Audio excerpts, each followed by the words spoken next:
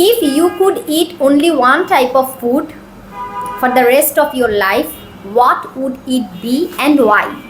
If we eat mixed vegetable, our You want to eat mixed vegetables for the rest of your life. Okay. Why?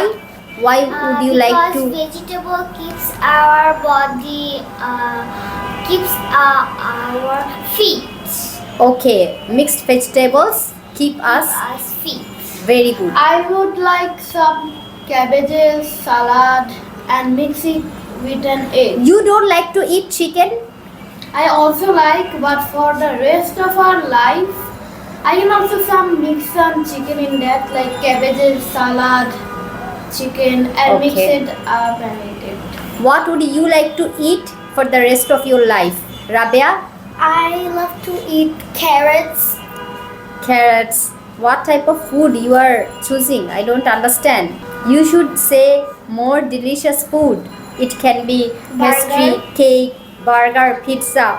But these are unhealthy. That's why you are choosing the healthy food.